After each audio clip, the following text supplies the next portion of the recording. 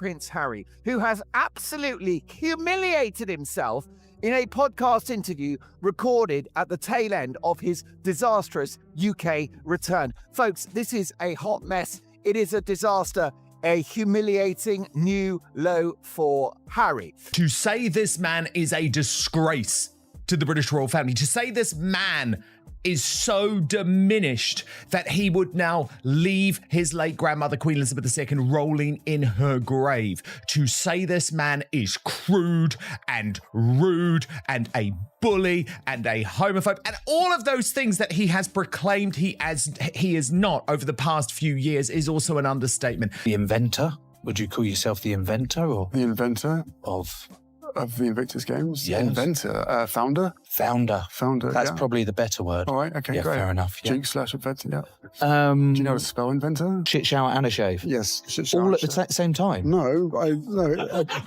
You can't shit in the shower. Like, a friend of mine actually did shit in a shower and refused to get rid of it. I dealt with it. Do I know this person? We should move on back to you answering. How did you get rid of it? Occupation. Full-time dad. At least he said dad first. He did say dad first. Good for him. British Army veteran. Which means that he's unemployed. Ouch. There's a moment when Harry admits he's unemployed, but he has no idea the entire room is quietly laughing at him. What happens next is even more surprising. He walks away believing he impressed everyone. That podcast appearance ended up revealing something far bigger about how he comes across than he ever seemed to realize. Harry said the true but out loud full-time dad. What does that mean? That is a euphemism for I have no job. The speaking engagements have gone from $1 million per speech to 50,000, and he's not even getting those. The business deals, the partnerships, it's over. The charity collaborations, the whole thing is heading south for Harry, which is why when he's asked what his occupation is, the first thing he comes up with is full-time dad. I mean, if you've got kids, then, you are. You probably know someone who's running low on money and running out of options, so they make one huge gamble that ends up making everything even worse. That's where Harry appeared to be when he agreed to do this podcast.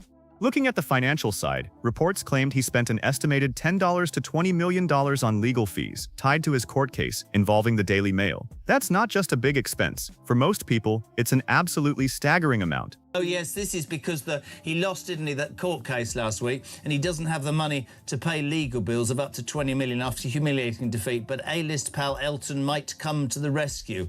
And Meghan is furious. What does that mean? Why is she furious? Well, Meghan is furious because she hasn't done everything she wanted. When they knew they were going to come to the UK and London. Speaking fees that were once reported to be around $1 million per appearance are now said to be closer to $50,000, and reports claim those opportunities have become much less frequent. Critics argue that interest in hiring him has dropped sharply. Some commentators have also claimed that the Invictus Games has faced sponsor challenges and linked that to the Sussex brand, though those claims remain disputed. One after another, business projects have struggled, and several charitable connections are said to have quietly faded away. He's not the inventor or founder of the Invictus Games, and it's so obnoxious he takes credit for the huge team of people that did create it and made it happen. At 41 years old, critics argue that Harry is facing growing pressure as questions continue about his future and finances. Meanwhile, Prince William appeared on a podcast with the Kelce brothers, and many viewers described the conversation as polished, professional, relatable, and confident. Millions watched, and plenty of people came away with an even stronger impression of him. Watching that reaction, it's easy to imagine Harry thinking, I can do that. I can prove I'm still relevant. I can show everyone I'm not finished. But here's the difference. William came into that interview with confidence and a clear sense of who he was. He didn't appear to be trying to convince anyone of anything. Harry, on the other hand, came across to many critics as someone trying hard to change the public conversation. And that kind of pressure can affect the way a person handles every moment. It was very weird how, Prince William showed up on the New Heights podcast with the Kelce brothers. Mm-hmm. And we actually watched this, and I was engrossed, and actually pretty fascinating interview. I actually very much enjoyed it. A hit podcast, got a lot of views, did very well. Yes. So, of course, Harry couldn't stop himself, could he, Sue? Had to go show up on a podcast I've never heard of. No offense to this guy, but the Joe Marler Will See You Now podcast decided to have Prince Harry on. Pressure can make people seem overconfident. It can push someone to try too hard, take chances they normally wouldn't, and believe they're winning people over when the reaction is very different. Critics say Harry appeared to enter that podcast expecting to charm the hosts, make everyone laugh, come across as an ordinary guy who just happened to be born into royalty, and prove his doubters wrong. But many believe something about his public image changed years ago, when he was still supported by palace staff and advisors. There were people helping shape his public appearances and manage how he was seen. Now, that support system is very different. Without those familiar voices around him, critics argue Harry has been relying much more on his own judgment, believing he knows exactly how each public appearance will be received. But here's the difference. He was always within the royal circle to be protected, to have his image cleaned up, or to help him with that. Right now, he doesn't have anyone around him controlling anything that he does. Who would advise him to even go on this show? Quick pop quiz for you before we even get into tonight's video. If someone stuck a microphone in your face right now and asked, "So, what do you actually do for a living?" how long would it take you to answer? 2 seconds? 5? Because apparently, if you're a former working royal with a military career, a foundation, a production deal, and 2 young kids, the correct answer takes considerably longer than that, involves a fair amount of visible searching, and eventually lands somewhere in the neighbourhood of full-time dad. Which, look, is a perfectly lovely thing to be. It's just not usually the answer you give when someone asks what you do for work, unless the honest answer is a little more complicated than you'd like to admit on camera. That's exactly the moment we're unpacking tonight, because a recent podcast appearance from Prince Harry has turned into one of those interviews that keeps generating conversation days later, long after the episode itself has scrolled off everyone's feed. Welcome to the Royal Circle, the place where we actually sit with these moments instead of letting them disappear into the news cycle. And tonight we're going deep. Not just on one awkward answer, but on the pattern that answer seems to be part of. So, if you're the kind of person who likes getting the full picture instead of just the headline, go ahead and subscribe right now, because there is a lot to get through tonight. Let's set the scene properly. Harry sat down for a wide-ranging podcast conversation, one that was clearly meant to be relaxed, promotional, a little cheeky. The kind of appearance designed to humanize him, show off his sense of humor, remind people he's a normal guy who trims his beard and complains about toilet seats just like anyone else. And for a lot of the episode, that's exactly what it was. But then came the question that's still generating headlines. What do you actually do for a living these days? And instead of a clean, confident answer, what viewers got was a man visibly thinking on his feet, working through options out loud before eventually settling on full-time dad, along with a rattled-off list of old titles and past roles that sounded less like an answer and more like someone buying time while they figured out what to say.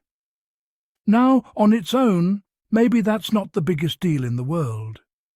People fumble questions all the time, and full-time dad is a completely legitimate way to describe parenting 2 young kids. But here's the thing. The reaction to this moment wasn't scattered or mixed the way these things usually are. It was unusually, almost eerily, unanimous. Clips of the exchange spread fast, and the commentary attached to them wasn't split down predictable lines, the way royal commentary almost always is. It cut across audiences that don't normally agree on anything when it comes to Harry and Meghan, and that kind of unanimous reaction is worth paying attention to, because it suggests people weren't just reacting to a bad answer. They were reacting to something that felt familiar, something that confirmed a suspicion a lot of viewers already quietly had. And that same episode had another moment that added to the pile-up, a bit of grooming and bathroom humor banter that, for some section of the audience, landed with a thud rather than a laugh. Reports describe the reaction as mixed at best, with a chunk of viewers openly calling parts of the exchange out as tone-deaf or simply not funny, especially given who was delivering it. On its own, a joke that doesn't land is nothing. Comedy is subjective, and podcasts are full of bits that only work for some of the audience. But stacked directly on top of the "what do you do" fumble in the same episode, it started to feel less like an isolated stumble and more like a preview of a bigger pattern. A guy who seems increasingly unsure of how to present himself now that the easy answers, duty, service, royal life, aren't really his to reach for anymore. Here's where the comparison everyone's been making becomes genuinely useful, because it's not really about the podcast being similar, it's about what the difference between them reveals. Not long before Harry's appearance, Prince William turned up as a surprise guest on the Kelce brothers' massively popular football podcast, and by every account it went off exactly the way you'd want a royal podcast cameo to go. Easy, funny, well-received, with William getting good-natured ribbing about his titles, cracking jokes about his dad's disinterest in football, and generally coming across as completely at ease in a format that wasn't built for him. No fumbled questions, no divided reaction, no headline-generating stumble. Just a comfortable guy having a good time and getting almost universally positive coverage for it. And that comparison matters because it knocks out one of the most common defences people reach for whenever Harry has a rough public moment. It's just the format, it's just podcasts. Nobody does well in unscripted long-form interviews. Except William just did, in the exact same kind of setting, on a podcast built around exactly this style of loose, informal conversation. If the format itself were the problem, you'd expect both brothers to struggle with it roughly the same way. Instead, one appearance breezed by as a feel-good viral moment, and the other turned into days of analysis about what a stumbled answer to a basic question actually reveals. That's not a format problem. That's a difference in what each of them actually had to say when the cameras were rolling and the questions got real. So let's zoom out, because this is really where tonight's video goes beyond one slightly awkward podcast clip. When you start lining up the last several months of reporting side by side, instead of treating each story as its own isolated headline, a pattern starts to take shape that's hard to unsee. There's Meghan's continued near-total absence from these solo moments where Harry is out there fielding questions about his day-to-day life on his own. There's the widely reported description of William's stance toward his brother as something close to a complete ongoing rejection. Not a temporary cooling off, but a settled distance with no real sign of a thaw.